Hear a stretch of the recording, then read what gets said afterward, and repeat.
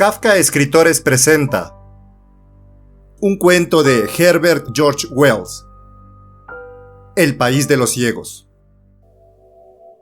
Aproximadamente a 300 millas del Chimborazo y a 100 de las nieves del Cotopaxi, en las regiones más desiertas de los Andes ecuatoriales, ábrese el valle misterioso donde existe el país de los ciegos. Hace 4 siglos todavía era el valle asequible, aun cuando siempre insondables precipicios y peligrosos ventisqueros lo rodearon casi totalmente. Y tal vez entonces fue cuando algunas familias de indígenas peruanos se refugiaron en él para huir de la tiranía de los colonizadores españoles.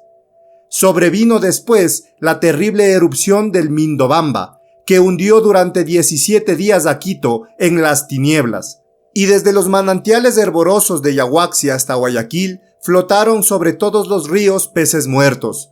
No hubo parte en la vertiente del Pacífico donde no se registraran desprendimientos formidables, súbitos deshielos que originaran inundaciones, y la antigua cúspide montañosa del Arauca rodó por la vertiente de la cordillera con ruido infinitamente multiplicado de catarata.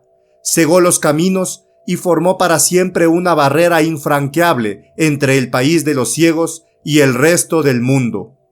En el momento de producirse este horror geológico, uno de los primeros colonos del valle había partido hacia las lejanas comarcas habitadas con una delicada misión, y como al regreso no pudiera encontrar el camino ni abrirse ruta alguna, vióse forzado a dar por muertos a su mujer, a su hijo y a cuantos había dejado en la montaña, y a crearse una existencia nueva. Pero las dolencias y la ceguera lo envejecieron en pocos años, y al cabo fue a terminar sus días obscuramente en una mina.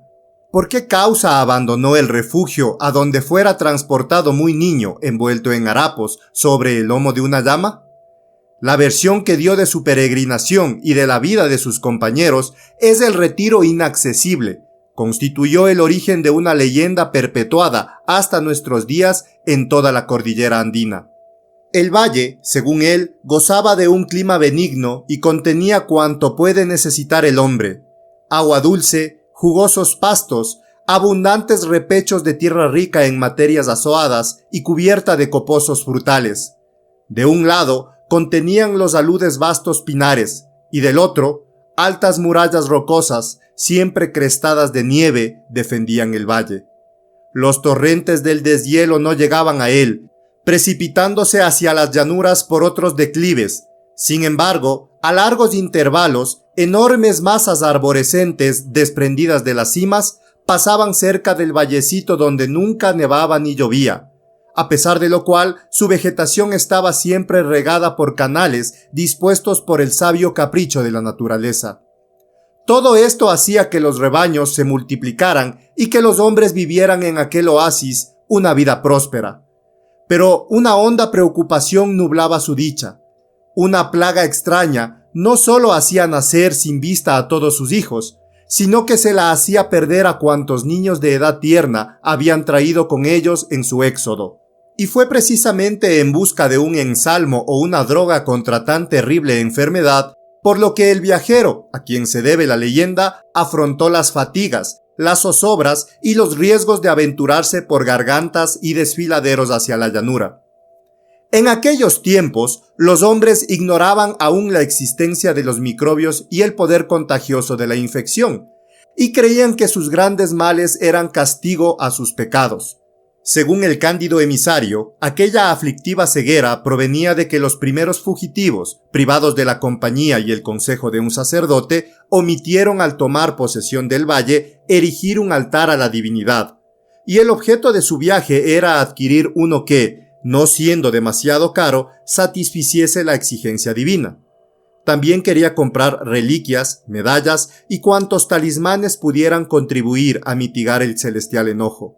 En su bolso de viaje llevaba, para pago del santo remedio contra la ceguera, una barra de plata virgen, cuyo origen se negó a explicar, y aunque con la tosudez de un mentiroso torpe aseguró al principio que ni vestigios del precioso metal existían en el remoto vallecito, acosado, declaró al fin con falsía evidente que sus compañeros de retiro y él, que para nada necesitaban allá de las cifras de riquezas tan ambicionadas por los demás hombres, habían fundido cuantas monedas les quedaban para fabricar aquel lingote a través del cual debían recibir el favor del cielo. Basta un leve esfuerzo de imaginación para figurarse al pobre enviado de la montaña con los ojos ya casi oscurecidos, calcinados del sol y de los reflejos de la nieve, inquieto y torpe entre los hombres comunes, extraños y ya casi nuevos para él, mientras torpemente, volteando entre las manos su sombrero, contaba la historia a un sacerdote que lo escuchaba con atención, en que la sorpresa iba venciendo a la incredulidad.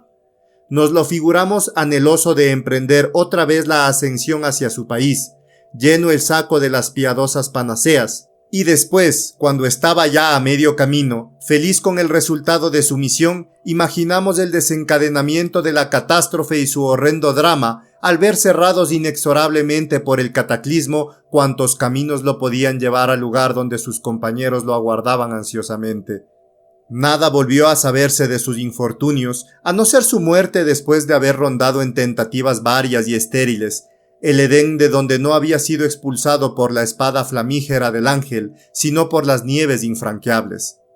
El torrente que antaño bajaba a la llanura en anchurosa vena, desciende hoy repartido por entre rocosas hendiduras, y el recuerdo, transmitido de generación a generación de las palabras torpes y sugeridoras del desterrado, creó la leyenda de que una raza de hombres ciegos existía en un lugar arcano de la montaña, leyenda que se hubiera convertido en mito si una casualidad milagrosa no la hubiese, hace poco, revelado en todo su horror. Mientras tanto, la misteriosa enfermedad siguió el curso terrible de sus estragos, afligiendo a los habitantes de la aislada colonia.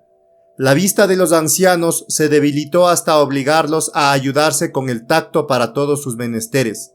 La de los jóvenes fue decreciendo y tornándose confusa, y los recién nacidos vinieron ya al mundo sin vista.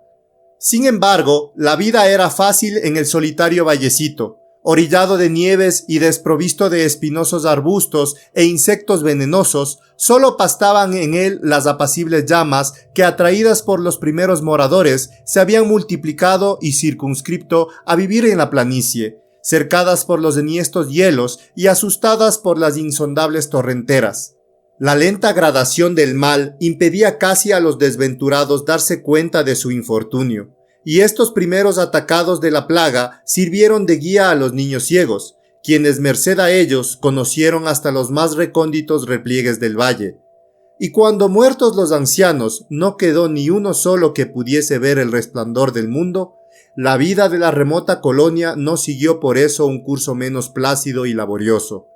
El fuego fue conservado y transmitido de padres a hijos en hornillos de piedra, aunque al principio los ciegos fueron gentes de tosco entendimiento, apenas pulidos con un tenue barniz de civilización ibérica, conservaron puro el idioma y vivas las tradiciones y el sentido de la inmemorial filosofía peruana. Si bien olvidaron muchas costumbres, crearon otras, y en su aislamiento llegaron por completo a perder la noción del mundo, que pasó a ser un ensueño cada vez más borroso hasta abolirse de su conciencia. Para toda labor que no exigiese de insustituible modo el sentido de la vista, eran habilísimos, y al cabo surgió entre ellos un hombre emprendedor, inteligente y persuasivo, que impuso las primeras normas de una organización acomodada a la nueva naturaleza.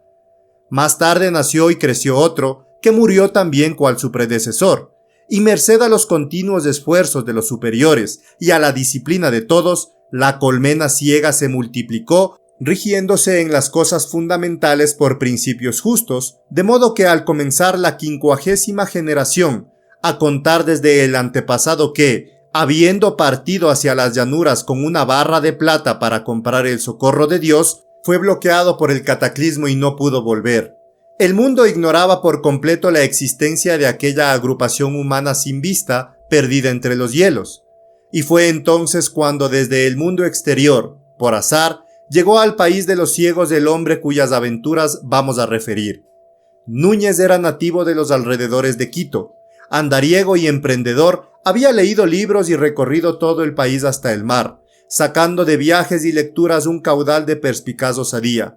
Varios ingleses que iban a intentar la excursión a diversos picos de los Andes lo contrataron para sustituir a uno de sus 3 guías suizos que cayó enfermo, y envalentonados por el éxito de algunas ascensiones bastante peligrosas, decidieron acometer la del altísimo Parascotopetl, durante la cual desapareció Núñez.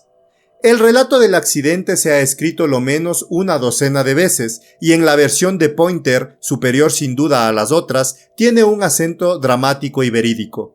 El narrador dice que, después de una subida casi vertical, con riesgo constante de caer en el abismo, llegaron al borde de la última y más honda de las cimas que los separaba de la cúspide, y edificaron para pasar la noche una especie de cabaña en una saliente de la roca.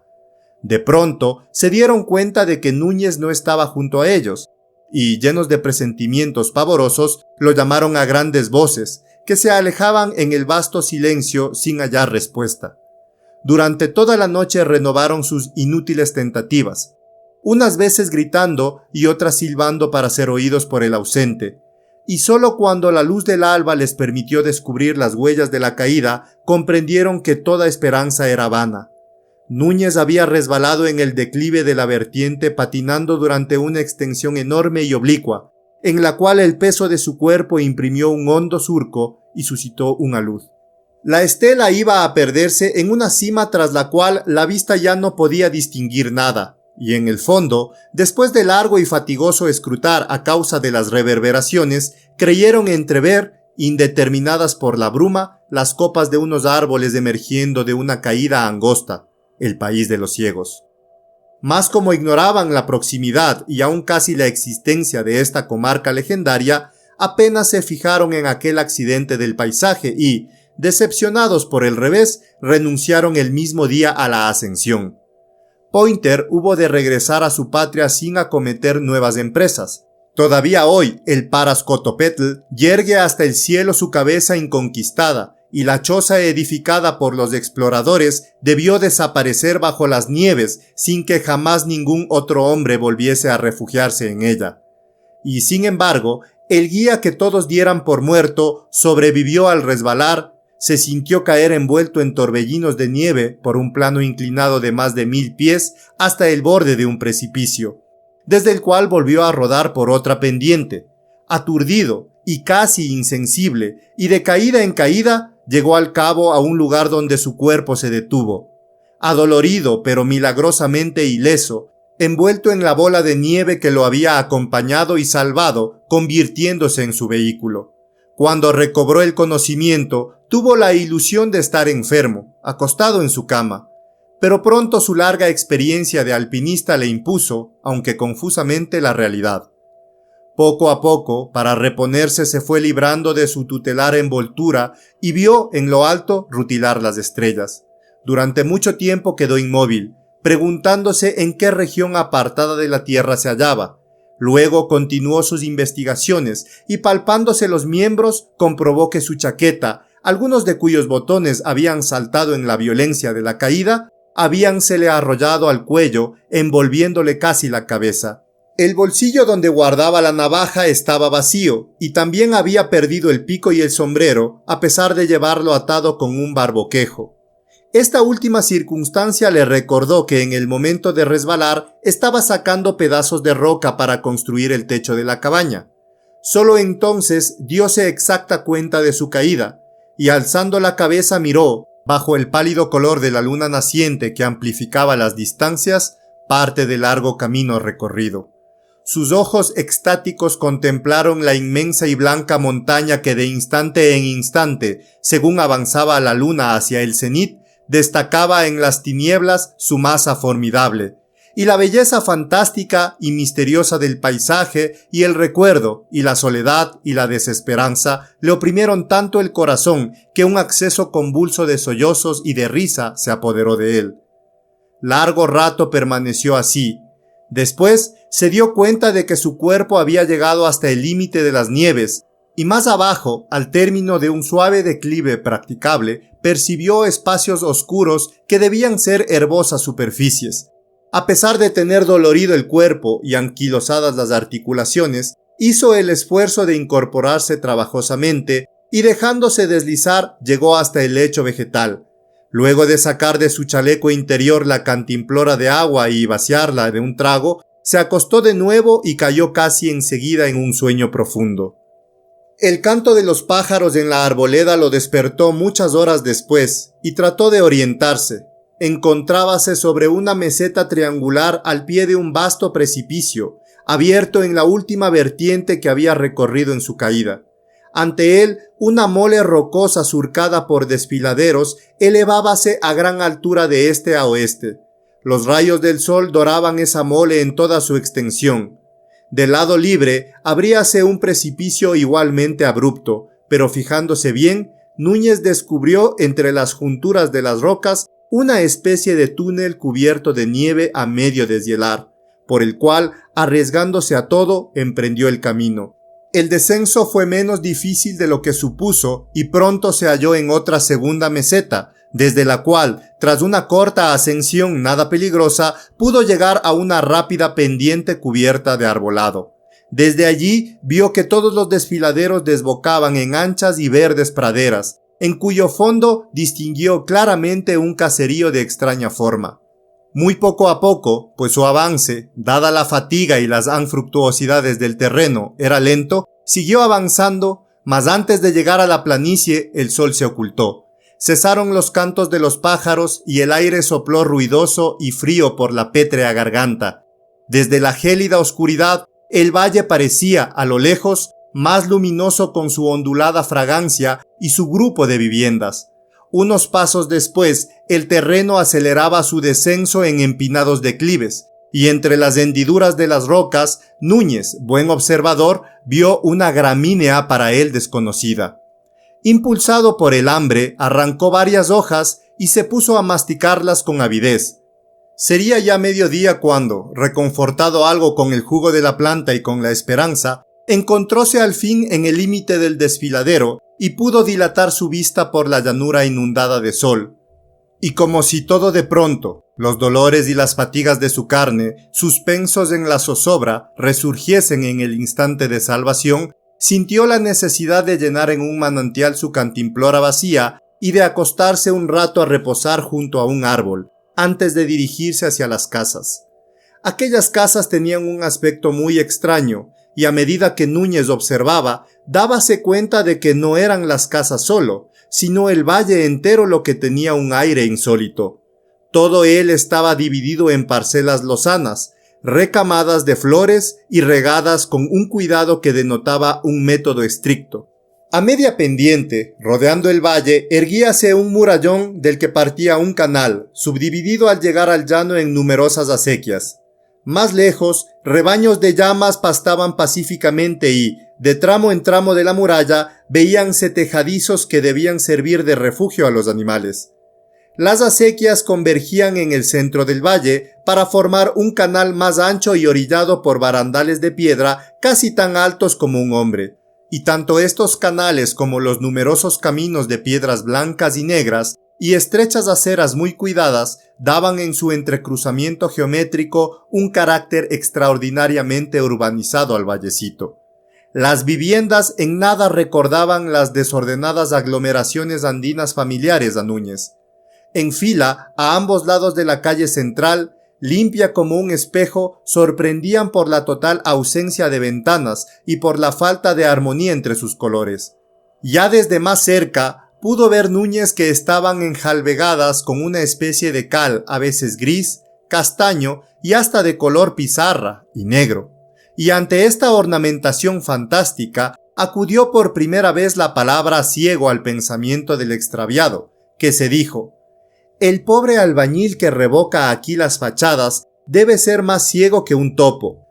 Descendió por el último repecho abrupto y se detuvo a cierta distancia de la muralla que rodea la ciudadela, cerca del sitio donde las acequias desaguaban el sobrante de su caudal en una cascada trémula y espumosa que iba a perderse en las profundidades.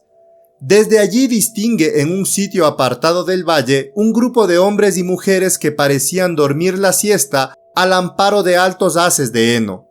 A la entrada del pueblecillo, algunos niños yacían también acostados sobre el césped, y no lejos del sitio desde donde Núñez los observaba, 3 hombres cargados con cubos pendientes de una especie de yugo sujeto a los hombros, seguían un sendero que iba hasta el caserío.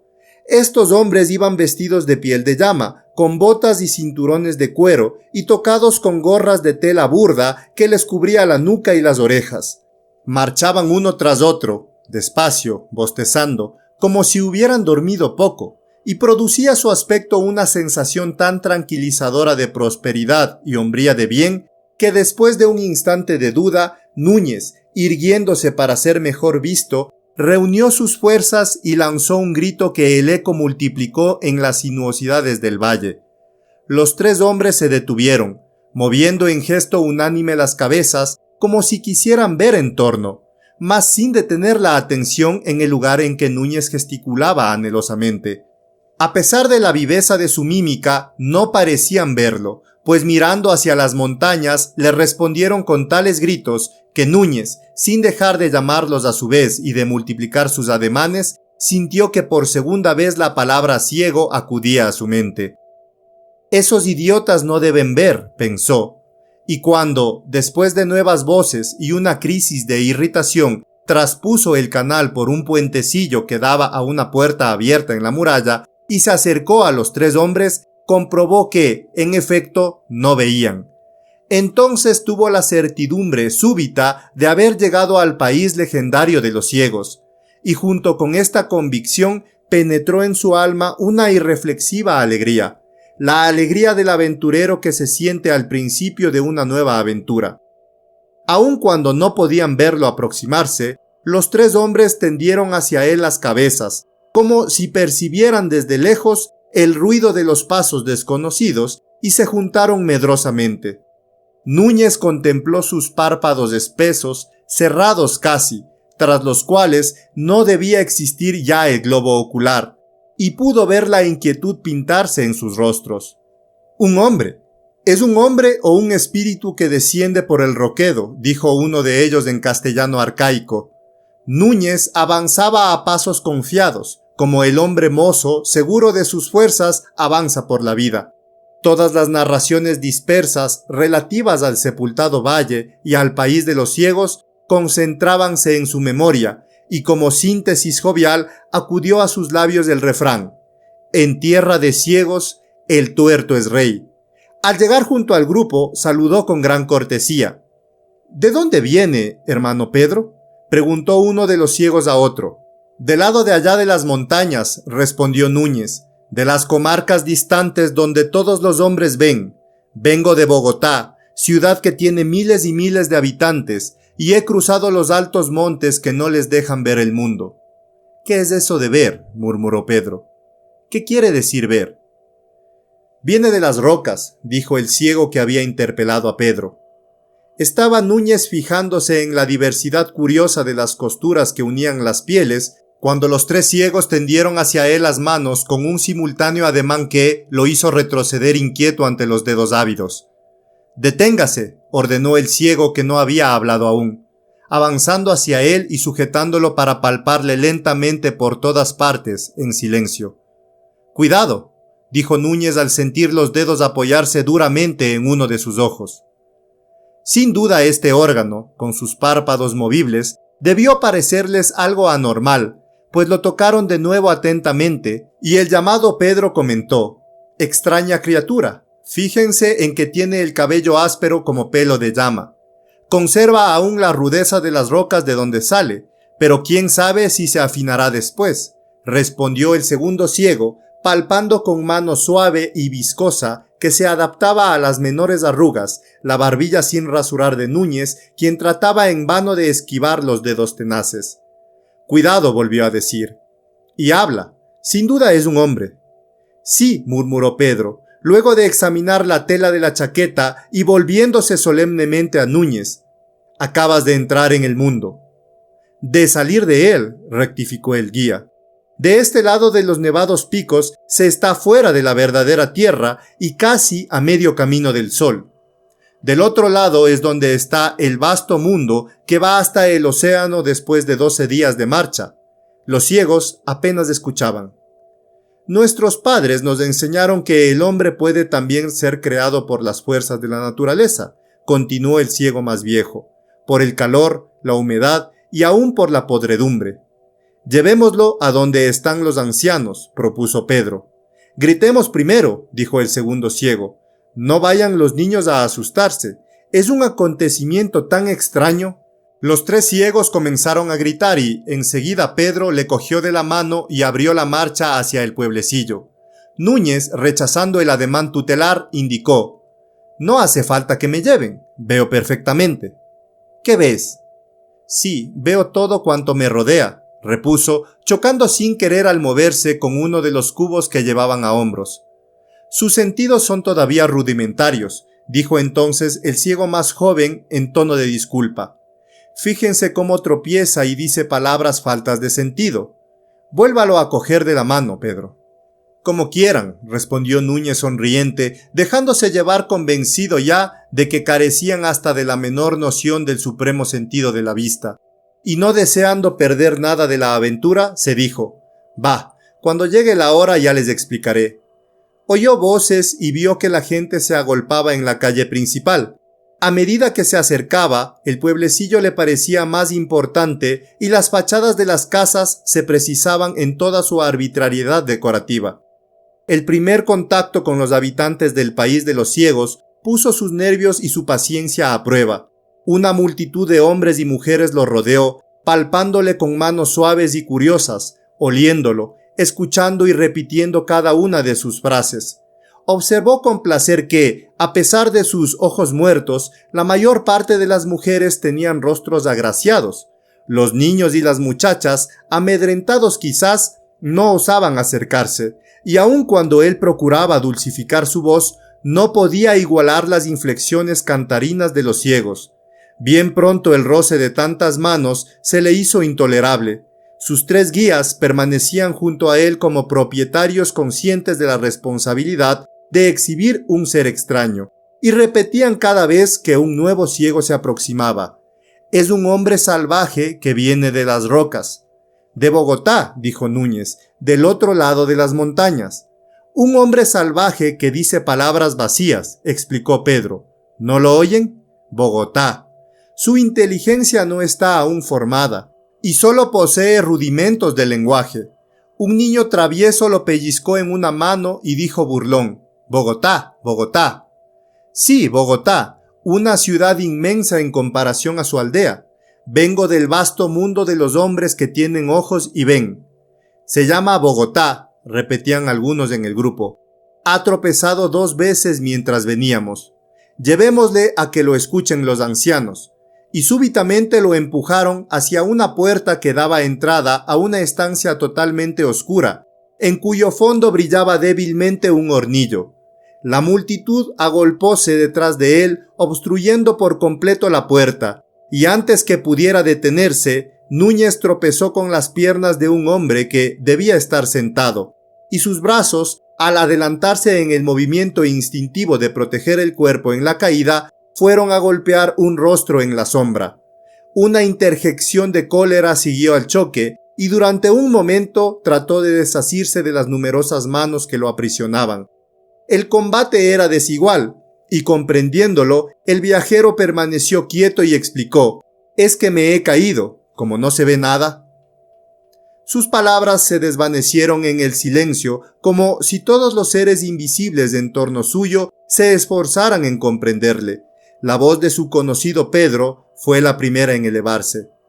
«Está aún tan tierno que tropieza al andar y mezcla a cuanto dice sílabas sin sentido». Y otras voces dijeron también cosas que no entendió completamente. Al fin, en un intervalo del diálogo preguntó: «¿Puedo levantarme? Les prometo no hacerles mal». Después de una corta deliberación le consintieron levantarse. La voz de uno de los viejos inició un interrogatorio, y en poco tiempo Núñez expuso a los ancianos del país de los ciegos, sentados en la sombra, las maravillas del inmenso mundo, el cielo, las montañas, las flores. Mas ellos no quisieron aceptar ninguna de sus verdades, rechazándolas con obstinada incredulidad que empezó a exasperar al guía. Ni siquiera comprendieron el sentido de gran número de sus palabras. Separados por 14 generaciones del universo visible, cuantos vocablos tenían relación con el sentido abolido en ellos, habían desaparecido de su léxico, y los recuerdos de la vida externa habíanse atenuado hasta convertirse primero en consejas infantiles y desaparecer al fin. El interés de aquellas gentes concluía en el cinturón de montañas que aprisionaba el valle. Los dos ciegos geniales nacidos en los primeros siglos de su aislamiento, comprendiendo que los vestigios de creencias y tradiciones heredadas de los primitivos colonos sembraban la duda y la incertidumbre en los espíritus, las reemplazaron con explicaciones que, aunque ilusorias, eran sin embargo más exactas para sus posibilidades de relacionarse con el mundo. Toda la parte de su poder imaginativo habíase atrofiado con la pérdida de los ojos y, en cambio, nuevos dones adaptados a su oído y a su tacto habían surgido en ellos. Lentamente, comprendió Núñez que era necio esperar que su origen y la superioridad indudable de ver le granjearan respeto y estimación. Al ver rechazar sus tentativas de demostrar que veía, como si fueran balbuceos torpes de un recién nacido, se resignó. Y mitad triste, mitad irónico, dispúsose a escuchar la lección de los ciegos sin rebatirla.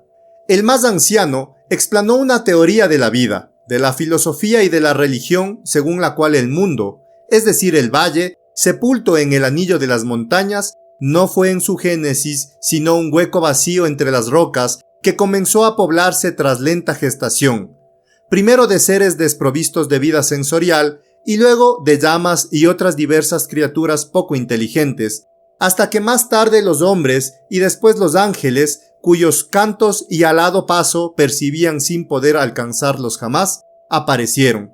Este último detalle intrigó vivamente a Núñez y tardó mucho en comprender que el anciano se refería a los pájaros. El sabio ciego le enseñó también que el tiempo se dividía en dos grandes porciones, el calor y el frío, equivalentes, según él coligió, al día y a la noche, y que se debía reposar durante el calor y trabajar durante el frío, de tal modo que, de no haber él surgido inopinadamente, toda la población dormiría en aquel momento, mientras el sol flameaba esplendoroso en la altura. Finalmente demostró que Núñez había sido creado para adquirir la sabiduría y observar sus reglas, por lo cual, a pesar de su incoherencia ideológica y su andar inseguro, debía no desmayar y tratar de instruirse cuanto antes. Al oír estas palabras, subió de la multitud, que había permanecido silenciosa, un murmullo de simpatía. Entonces el viejo declaró que ya estaba muy entrado el calor y que convenía a todos retirarse a dormir. Luego preguntó a Núñez si sabía dormir. Este le respondió que sí estaba iniciado en tan reparador misterio, pero que antes necesitaba comer algo. Trajeronle leche de llama en un cuenco y pan muy salado, y lo condujeron a un lugar fuera del caserío en donde pudiera comer y dormir solo, hasta que el frío, cayendo con la noche de las montañas, despertara a todos los habitantes del país de los ciegos para empezar la invertida de trabajo. Pero Núñez no pudo dormir.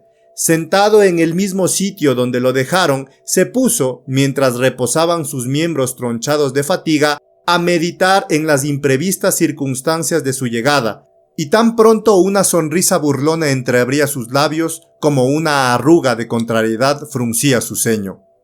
De modo que inteligencia informe y sentido sin afinar, se decía, no saben que han insultado al rey y al dominador que el cielo les manda.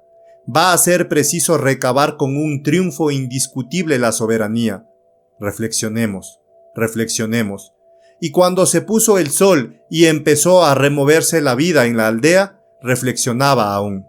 Núñez era sensible a la belleza de las cosas, y el reflejo de la luz en las pendientes nevadas y en los audaces picos de hielo que rodeaban el valle atraían su mirar como un espectáculo jamás contemplado. Sus ojos iban ya a las inaccesibles cumbres, ya al pueblecito y las florestas circundantes, rápidamente desvanecidas en la penumbra crepuscular. Y de pronto, al totalizarse las sombras, una emoción férvida penetró en su ser y desde el fondo de su corazón dio gracias al Creador por haberle conservado el don de la vista. Una voz empezó a llamarle desde el límite del pueblecillo. Bogotá, acérquese. Al oírla, Núñez se levantó con burlona sonrisa. De una vez iba a enseñar a los ciegos la utilidad que los ojos reportan al hombre. Le bastaba esconderse para que no dieran con él. ¿Por qué no se mueve, Bogotá?, insistió la voz. Riendo en silencio, Núñez anduvo 4 o 5 pasos de puntillas y enseguida la voz le advirtió en tono acre: Bogotá, está prohibido andar sobre la hierba. Ni siquiera él mismo había oído sus propios pasos, así que se detuvo de repente, asustado, y como el ciego que lo interpelaba llegaba ya por el camino a donde también él había vuelto, le dijo: Aquí estoy. ¿Por qué no vino cuando le llamé?, reconvino el ciego. ¿Va a ser necesario llevarlo siempre como a un niño? ¿Es que no puede oír el camino cuando anda? Núñez repuso echándose a reír. Puedo verlo. ¿Ver? Eso no significa nada. Déjese de tonterías y siga el ruido de mis pasos. Núñez obedeció contrariado, diciéndose: ya llegará mi hora. Poco a poco se corregirá usted, dijo el ciego con benevolencia. Tiene aún mucho que aprender en el mundo. ¿Es que nunca ha oído decir, le preguntó Núñez, que en tierra de ciegos el tuerto es rey? ¿Qué es eso de ciego?, preguntó el otro encogiéndose de hombros, con tal tono de tremenda ignorancia que a Núñez le dio frío. 4 días transcurrieron así, y todavía, al alborear el quinto, el título de rey de los ciegos permanecía torpe e inútil entre sus súbditos. Ya se había convencido de que no era tarea fácil imponer su dominio, y mientras urdía un golpe de estado para adueñarse del poder, iba sensiblemente habituándose a recibir y cumplir las órdenes de todos y adaptándose a sus costumbres. Como para él trabajar durante la noche y dormir de día era un sistema harto incómodo, decidió que en cuanto estuviese en el trono, ese cambio constituiría su primer acto de gobierno. Los súbditos dominadores vivían una existencia laboriosa y sencilla, desarrollando cuantos elementos de dicha y virtud están al alcance del hombre. Trabajaban, pero sin dar al trabajo carácter opresivo. Poseían vestiduras y alimentos bastantes a satisfacer sus necesidades. Dividían el tiempo en jornadas alternativas de labor y reposo. Distraían los ocios con la conversación y el canto. No ignoraban los tiernos deleites del amor y atendían al desenvolvimiento mental y físico de sus hijos. Era maravilloso ver la confianza, la precisión con que todos seguían las normas establecidas. Cada cosa se adaptaba en el valle a la idiosincrasia de aquella variedad humana que, siendo secular, era para Núñez tan nueva. Los caminos que surcaban la planicie iban en continuo zigzag y se diferenciaban por hendiduras de diversas formas abiertas en las aceras que las orillaban. Los obstáculos e irregularidades de senderos y prados habían sido suprimidos desde hacía mucho tiempo, y los sentidos, agudizados con el uso impuesto por la carencia de la vista, permitíales a una docena de pasos no solo oír, sino hasta colegir los gestos. Las inflexiones de la voz habían reemplazado a las expresiones de la fisonomía, y la sensibilidad infinita del tacto acrecentaba sus facultades. Manejaban la azada, la pala y demás instrumentos de labranza con soltura de expertos jardineros, y su olfato, prodigiosamente sutil, discernía las diferencias de olores relativos a personas y a cosas como puede distinguirlos un buen alano. Pastoreaban con mucha pericia los rebaños de llamas que bajaban de las rocas durante la noche en busca de pastos y abrigo. Cuando Núñez decidió reivindicar su puesto de ser superior fue cuando se dio cabal cuenta del eficaz orden que presidía hasta las menores acciones de los ciegos. Antes de realizar tentativa alguna de violencia, trató de persuadirlos, renovando muchas veces sus fallidos intentos de hacerles comprender el sentido maravilloso y profundo de la palabra vista. Y les decía: hay una cosa en mí que ustedes no pueden entender, pero no le prestaban oído. En varias ocasiones, algunos parecieron interesarse por sus protestas, mas solo con efímera atención, cual si se tratara de un sueño pintoresco. Sentados, con la cabeza inclinada y vueltos hacia él para oírle mejor, atendían, y él entonces se esforzaba en rasgar las inteligencias tenebrosas con un rayo de luz. Durante una de estas tentativas, reparó en una muchacha cuyos párpados, menos rojos, espesos y cóncavos que los de los otros, daban la ilusión de que hubiese bajo ellos ojos capaces aún de despertar del eterno letargo. Y a ella le dedicaba sus mejores descripciones y argumentos, con la esperanza de convencerla antes. Hablábale de la infinita belleza, sólo perceptible merced a la vista, del espectáculo de las montañas, de los esplendores del cielo, de las fiestas fastuosas de colores que el sol realiza al nacer y al ponerse. Y los ciegos lo escuchaban con incredulidad divertida, que iba poco a poco trocándose en desaprobación. Enseguida, cualesquiera de ellos, apoyado por todos, le explicaba que en realidad no existían esas cosas llamadas por él montañas, y que los bordes del enorme embudo de rocas donde iban las llamas a correr marcaban el límite del mundo, pues desde allí se elevaba una especie de tapadera inmensa, techo del orbe, de donde caían el rocío y la lluvia. Cuando Núñez sostenía exaltado que el universo era infinito y que ellos no tenían sino una mezquina idea de él, los ciegos ponían caras tristes o irritadas, diciéndole que procurase apartar de sí esas ideas perversas. El cielo, las nubes y los astros descritos por Núñez parecíanles incomprensible y espantoso vacío. Toda su cosmología estribaba en la pequeñez de un mundo cerrado y pulido, según percibíanlo su tacto.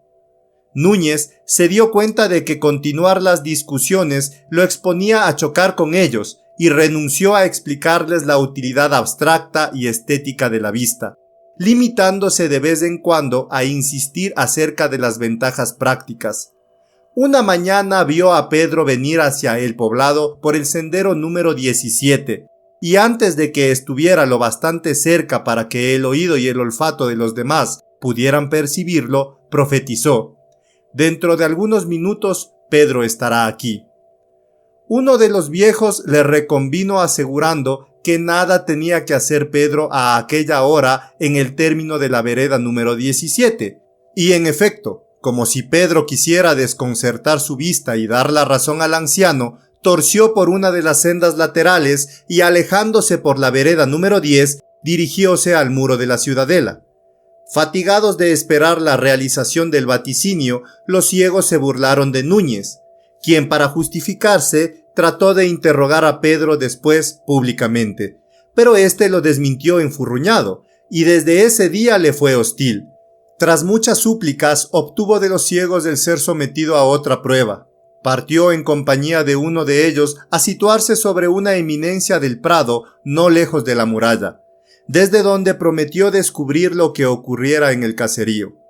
Sin trabajo alguno pudo detallar cuántas devoluciones realizaron a la intemperie, mas como los hechos de trascendencia para ellos ocurrían en el obscuro interior de sus casas, obstináronse en que Núñez describiera gestos y hechos para él invisibles, y hubo de callar decepcionado, despechado, colérico. Solo después de esta abortada tentativa y de recibir los sarcasmos de todos, tomó Núñez el partido de la violencia y decidió armarse de una estaca y derribar en un 2x3 a los más discutidores para convencerles de la ventaja de tener ojos. Pero en el momento de coger el palo, descubrió en el fondo de su ser un sentimiento nuevo de hidalga ternura. Le era imposible maltratar a un ciego a mansalva. Tuvo entonces un instante de duda y con espanto advirtió que todos los ciegos estaban prevenidos, como si hubiesen visto su ademán. Con las cabezas inclinadas y los puños crispados, parecían esperarle, y uno de ellos le ordenó brevemente: «Deje ese leño». Núñez sintió un horror indecible debilitarle hasta la médula, y casi fascinado estuvo a punto de obedecer. Mas, reaccionando de súbito, empujó violentamente al ciego más cercano y salió corriendo enloquecido hasta trasponer la muralla. Corrió a través de las afelpadas praderas y al fin lo detuvo la fatiga y se desplomó al borde de un camino, presa de esa excitación que se apodera de los hombres al principio de todo combate. Con lucidez instantánea, comprendió que para no ser en lo futuro un esclavo, le era forzoso pelear, demostrar su fuerza, mas aumentando su perplejidad, ocurríasele que ni siquiera era posible reír con gentes cuya base mental era tan diferente a la suya.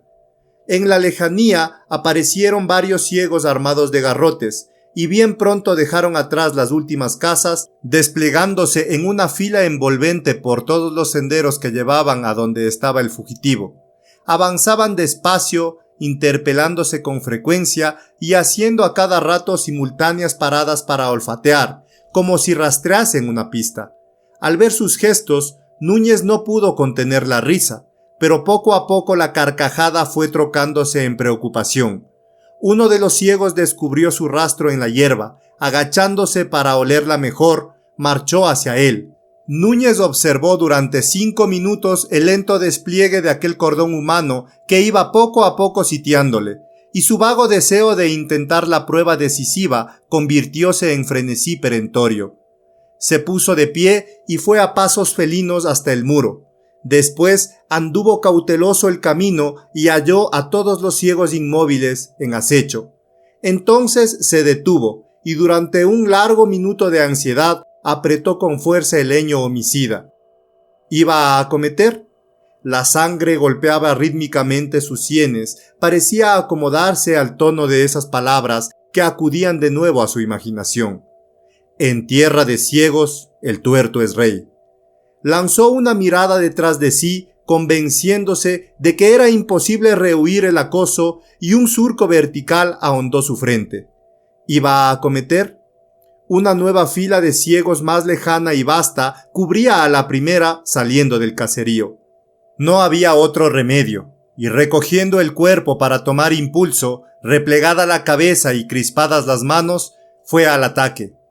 Una voz detuvo su ímpetu. «Bogotá», llamó uno de los ciegos. «¿Qué hace usted? Entréguese». Núñez oprimió con más fuerza su arma y avanzó algunos pasos. Inmediatamente todos los ciegos convergieron hacia él. «Al que me toque», juró, «lo desnuco». Sin embargo, pasado un instante, juzgó útil hablar y dijo: «Oigan, es necesario que me dejen hacer lo que me venga en gana. ¿Saben? Quiero proceder a mi antojo y pasearme por donde quiera sin que nadie se meta conmigo». Al oír su voz, los ciegos, sin responderle, adelantaron con los brazos tendidos, a pasos rápidos, como si se tratara de un juego a la vez terrible y paradójico, en el que los faltos de vista cazaran al dotado de ella. «Cójanle», mandó uno. Núñez se encontró cercado del todo y gritó con voz que en vano quería mostrar premura: «¿Pero no comprenden que ustedes son los ciegos, y yo veo, y que puedo triturarles? Déjenme en paz». «Bogotá, suelta ese leño y no ande sobre el césped», le respondió uno de los viejos, imperturbable. Esta orden, a la que el tono familiar añadía algo burlesco, desencadenó en Núñez la ira. «Voy a descrimarles», dijo, sollozando de emoción. «No me obliguen a romperles el alma». No sabiendo en qué sentido huir, echó a correr al ocaso, sin lograr sobreponerse a la repugnancia de golpear a los ciegos. Decidido, no obstante, a escapar, bajó la cabeza y en carrera brusca dirigióse hacia el espacio más ancho entre dos de sus perseguidores. Pero instantáneamente la fila de ciegos estrechóse para cerrarle el paso, y viendo que iba a ser cogido, alzó el arma y dejándola caer sobre uno que, recibiendo el golpe en los brazos, dio de bruces en tierra, siguió su carrera. Había escapado, pero había escapado solo a la primera fila de enemigos.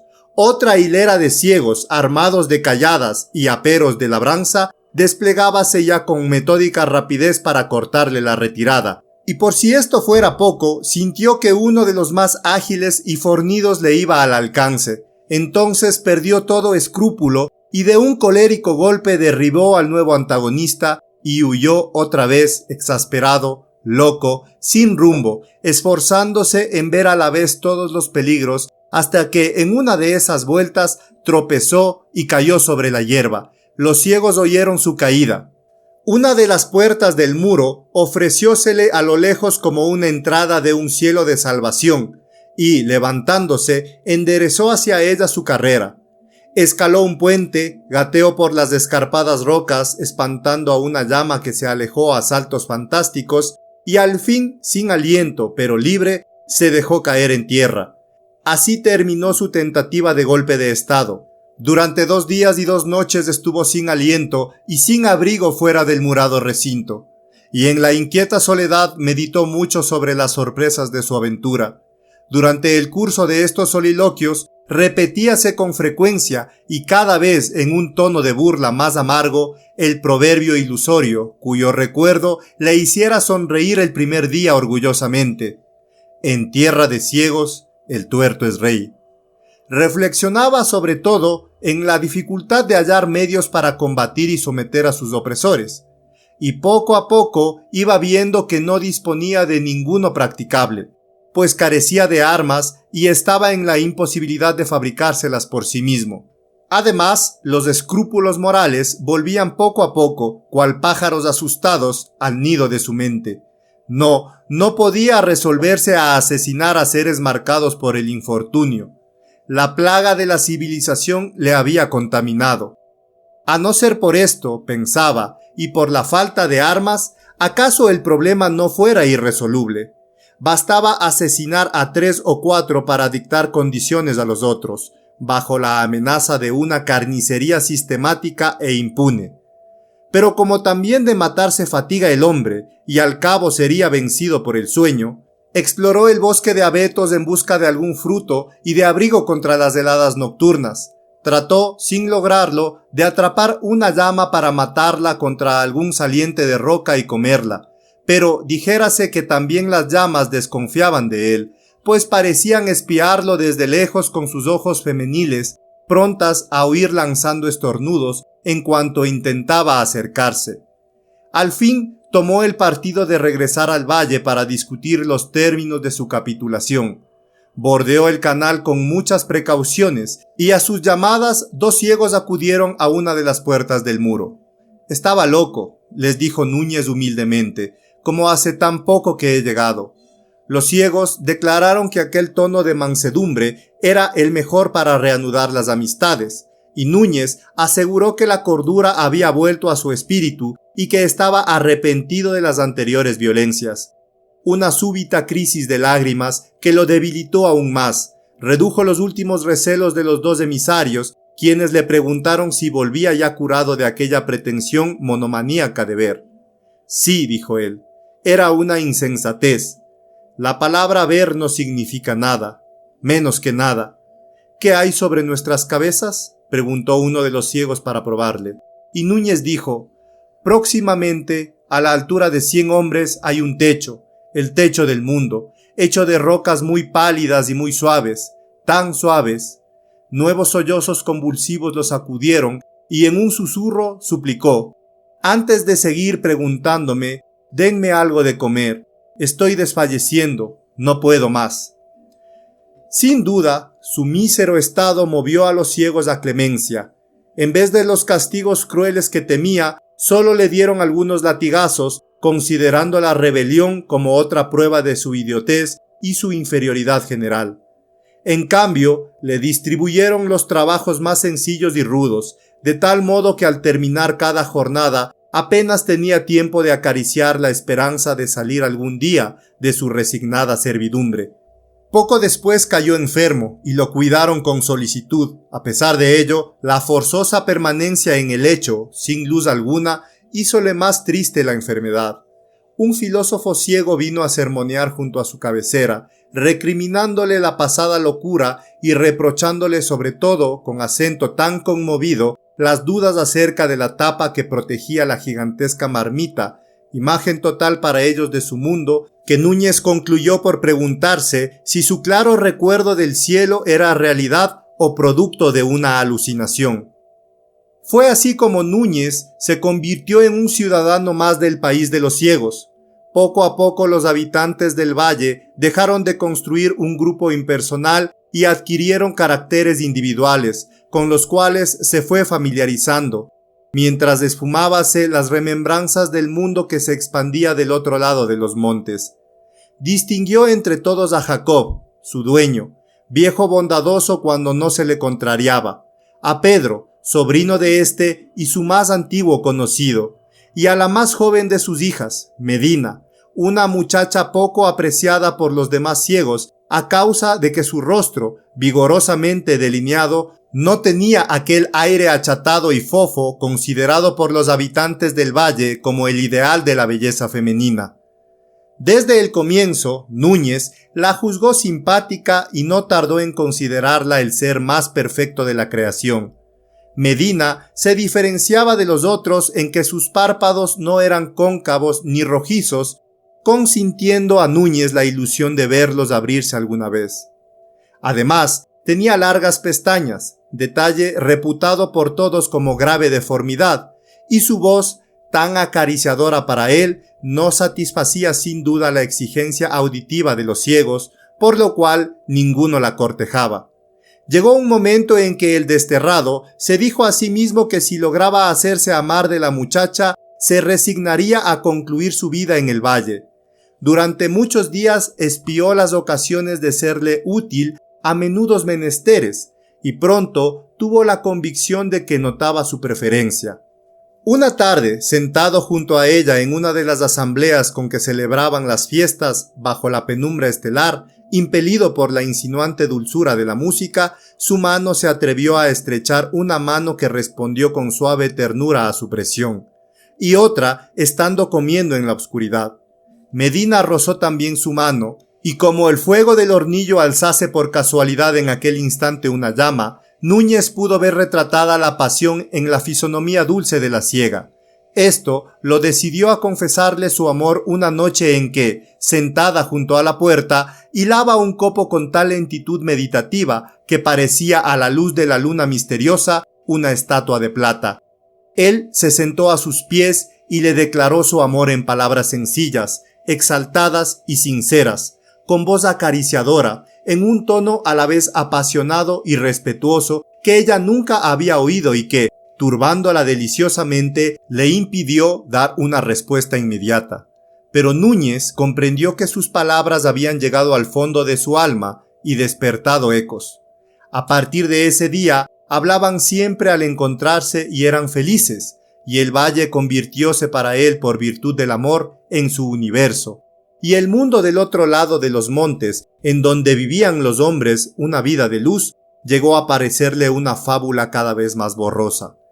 Tímidamente, después de muchos titubeos, se atrevió a hablar de la vista a su novia.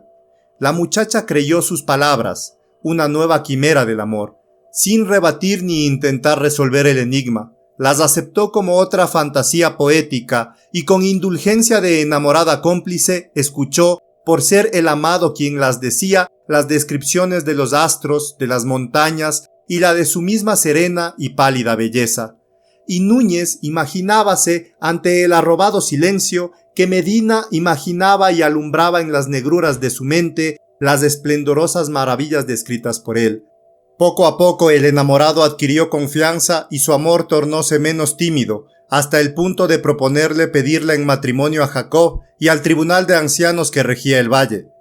Pero ella mostró gran sobresalto y le rogó aplazara la demanda. La primera en notar sus amores fue una de las hermanas de Medina, quien los delató a su padre. El proyecto de matrimonio encontró en principio una oposición general, no porque los ciegos tuviesen en gran estima a la muchacha, sino porque juzgaban a Núñez inferior al nivel mínimo de lucidez necesario a todo hombre. Las demás hermanas protestaron, arguyendo que el descrédito de semejante unión las alcanzaría, y el viejo Jacob, a pesar del afecto que había llegado a cobrar a su siervo a causa de su humildad y aún de su misma torpeza, movió la cabeza denegando. Los mozos se irritaron ante la idea de aquel matrimonio como ante una presunta aberración, y uno de ellos excitóse tanto que llegó a injuriar y a golpear a Núñez, quien le devolvió con creces los golpes, demostrando por primera vez que, aún en la penumbra, el don de la vista entrañaba una seria ventaja. Después de esta pelea, nadie volvió a levantarle la mano, pero todos se obstinaron en considerar imposible la boda. El viejo Jacob, que la adoraba, enterneciese cuantas veces Medina venía a apoyar sobre su pecho la cabeza con callado pesar, y la consolaba diciéndole: «Compréndelo bien, hija mía. Es un idiota. padece alucinaciones y no sabe hacer nada a derechas. Lo sé, murmuraba ella, pero ya no es como al principio. Se nota que mejora y llegará a ponerse bien del todo. Es fuerte, padre mío, y es también muy bueno. Más fuerte y más bueno que ninguno de aquí, y me adora, papá. Y yo también. El pobre viejo, hondamente afligido por la desolación de su hija y por su creciente afecto hacia Núñez, fue al fin a interceder cerca del tribunal de ancianos, y sin atreverse abiertamente a defender la causa, halló medio de insinuar esta frase: sin duda mejora, y es muy posible que un día llegue a estar tan sano como cualesquiera de nosotros. Poco tiempo después, uno de los ancianos más doctos halló la solución anhelada. Era el gran doctor, el que curaba los males del cuerpo y del alma a su pueblo. Y en su espíritu inventivo y filosófico, la idea de anular en Núñez el influjo de aquellas protuberancias extrañas que lo impelían al extravío, debió germinar y medrar como un halago. En una de las siguientes reuniones, acercóse a Jacob y le dijo: «He examinado a Núñez y me parece que su curación no es difícil». «Es lo que yo digo», exclamó jubiloso el padre de Medina. «Su cerebro está dañado», aseguró el doctor. Los ancianos acogieron con un murmullo admirativo el diagnóstico, y el sabio, preguntándose a sí mismo para dar más valor a su respuesta, añadió: «¿Pero de qué mal está dañado?». «No lo sé», dijo Jacob, de nuevo melancólico. Y el otro concluyó triunfalmente: «Yo sí. Esas protuberancias nocivas que él llama ojos, y que en los seres perfectos solo existen para ahondar una bella depresión en la cara. Las tiene Núñez tan enfermas que la dolencia le ha penetrado hasta los sesos. Toma en cuenta que están enormemente distendidas, tienen una doble fila de pelos y además se abren y se mueven. No es preciso añadir más para demostrarte cómo su cerebro ha de estar en un estado fluctuante entre la irritación y el idiotismo, sin parar nunca en el fiel de la sensatez». «Claro», respondió Jacob. «Para curarlo es preciso intentar una operación a la vez sencilla y radical. Hay que extirparle esos dos cuerpos excitantes». «¿Y sanará?». «Seguramente, y haremos de él un modelo de ciudadano». «Dios te bendiga por tu generosidad y tu sabiduría», sollozó el viejo, y partió sin demora a anunciar a Núñez la esperanzada noticia. Pero el modo con que fue acogido por éste debió parecerle frío e injusto, pues murmuró decepcionado: «Bien se conoce que no quieres a mi pobre hija como ella a ti». Fue Medina quien, armada del amor, impelió a su novio a aceptar la intervención de los cirujanos ciegos. «¿Y eres tú», protestaba él, «la que me propone renunciar al don de la vista?». Ella insistía con lánguida tenacidad, y cada vez que estaba a punto de rendirse, Núñez encontraba en el fondo de su ser esta frase de rebelión: «Pero si mi universo es la vista, si porque te he visto te he querido». Y como ella bajara la cabeza sin responder, confiando ya más en la elocuencia de su gesto que en la de sus frases, Núñez continuó: «Existen tantas cosas bellas en el mundo. La más menuda de las flores es una inmensa maravilla, y los colores y las formas acarician la vista como las cosas sedosas acarician la piel. Los líquenes que brotan en las rocas, los reflejos aterciopelados, el cielo hondo con sus nubes, muelles como almohada de pluma, las puestas del sol, los astros, todo entra por la vista hasta el alma. ¿Por qué me pides ese sacrificio cuando solo por dejar de verte como ahora, con las dos manos juntas, debe ser una desgracia horrible ser ciego? No, Medina, si es verdad que me quieres, no me exijas eso. ¿Verdad que ya no me lo exiges?». Se detuvo. El dejo interrogativo de sus últimas palabras acababa de suscitar en su propia alma una duda lancinante. Ella insinuó: «No te exaltes así. A veces desearía…». Dejó en suspenso la frase. Él la instó: «Dilo, dilo». «Desearía dejar de oírte hablar de este modo». «¿De qué modo?». «De ese que hablas cuando me cuentas tus sueños de la vista. Tienes una gran fantasía que me hechiza, que me embriaga, pero…». «¿Pero qué?», dijo Núñez con voz ronca, mientras un escalofrío le recorría la médula. Medina permaneció inmóvil, sin responder.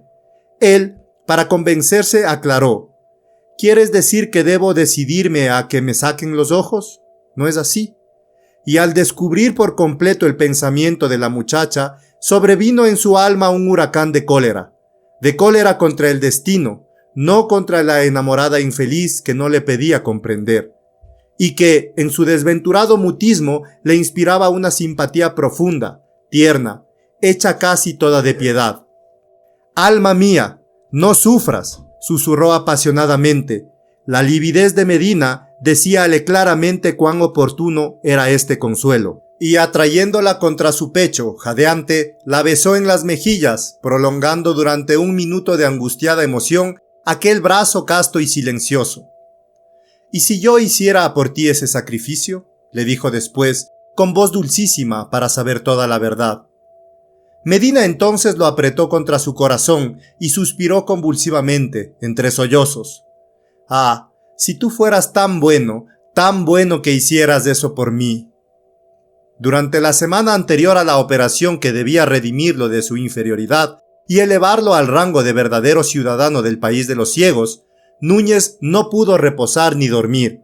En las horas vibrantes de sol, mientras todos dormían, permanecía sentado o errabundo, sin lograr distraer el pensamiento del sacrificio cada momento menos lejano. Lo había aceptado ya, había creído más de una vez estar resignado, resuelto, y sin embargo, al fin, la postrera noche de labor transcurrió, y el sol volvió a dorar las nevadas crestas más fastuosamente que nunca, como si quisiera decirle con su magnificencia: «Esta es la última vez que podrás contemplarme». Antes de ir a dormir, a fingir dormir, tuvo una breve conversación con su novia. «Mañana», le dijo, «no veré ya». Y ella, oprimiéndole ambas manos con toda la fuerza de su gratitud y de su amor: «Elegido de mi corazón, no te haré sufrir, y si sufres un poco será por mí que te lo pagaré toda la vida con mi cariño». Lleno de compasión por sí mismo y por ella, Núñez la abrazó, la besó en la boca y luego, sin dejar de estrecharla, separó la cabeza para contemplar también por última vez su dulce rostro dolorido. Sin poder contenerse, murmuró, despidiéndose de la visión amada: «Adiós, adiós». Después, en silencio, se fue, y Medina sintió repercutir en su corazón el ruido de los pasos que se alejaban con un ritmo tan penetrante de angustia, que sin poderse contener, rompió en sollozos. Núñez marchó en línea recta para llegar lo antes posible a un sitio apartado, desde donde se veían las praderas salpicadas de blancos narcisos, y esperar allí la hora suprema de su abnegación. Pero mientras andaba, alzó la vista, y al contemplar la mañana que descendía del oriente como un ángel en armadura de oro, le pareció que el mundo ciego del valle, y él mismo, y la inmolación proyectada, no eran sino una infernal pesadilla. Sin detenerse en la colina elegida, continuó avanzando, traspuso el muro y se aventuró por las pendientes. Fija la vista en los picachos rosados por la aurora, y la belleza infinita del paisaje, como un imán, lo atrajo, y sintió como si cada una de las flores, cada uno de los reflejos, cada una de las cosas bellas y vivas le reprochara el haberse resignado, aunque solo fuera durante unas horas, a vivir sin ellas. Pensó en el mundo vasto y libre, en su verdadero mundo, y sintió la visión y el aguijón de los países lejanos. En la distancia creyó entrever a Bogotá con sus calles anchas serpeadas de luces, animadas bajo la claridad gloriosa del día y vivas aún, sin tinieblas absolutas bajo el luminoso misterio de las noches. Y pensó en los palacios, en las fuentes, en las estatuas, en las casas blancas, y se dijo que nada significaban 3 o 4 días de ascensiones cruentas por montañas casi inaccesibles, con tal de aproximarse siquiera algo a la ciudad querida. Siguiendo el hilo de su ensueño, se puso a imaginar un viaje fluvial de muchos días, desde Bogotá al mundo múltiple lleno de ciudades inmensas, de desiertos, de bosques, de mares por donde los buques trazaban una espumosa estela.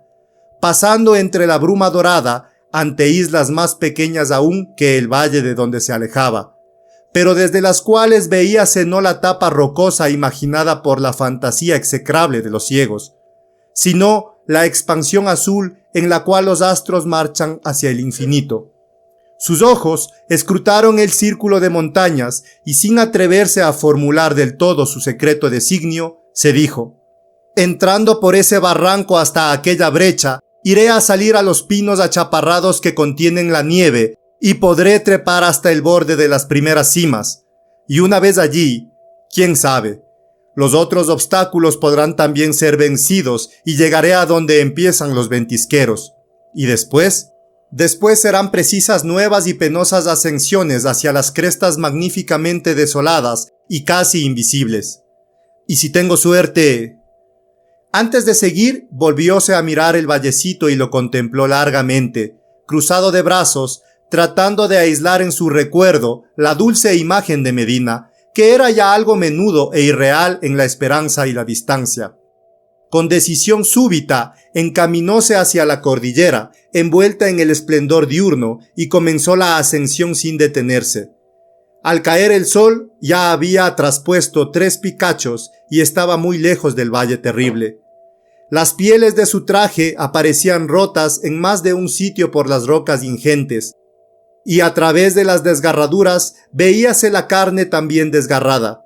Pero cuando cayó por completo el día y se vio seguro sobre una abrigada meseta, una sonrisa feliz alumbró su rostro. Desde el sitio donde reposaba apenas adivinábase el valle, perdido en el fondo de un lejano y gigantesco barranco. Las brumas primero y la sombra enseguida fueron haciéndolo desaparecer, y cuando aún los altos picachos tenían un postrer oro de sol, ya el país de los ciegos, donde había querido ser rey, era en la lejanía una sombra sin límites. Sombra sin límites allá abajo, en las cimas oro de sol, y en torno de él una semiclaridad límpida, incomparable. Vetas verdes jaspeaban la masa gris de la roca, y refulgentes cristales de hielo contrastaban con los tonos anaranjados de unos líquenes a la vez minúsculos y magníficos. Lentamente, profundas y misteriosas tinieblas penetraban en el desfiladero. Masas de oscuridad violácea iban ensombreciéndose hasta tornarse purpúreas y transformarse luego en lechosas opacidades. Sobre su cabeza se extendía la infinita bóveda azul.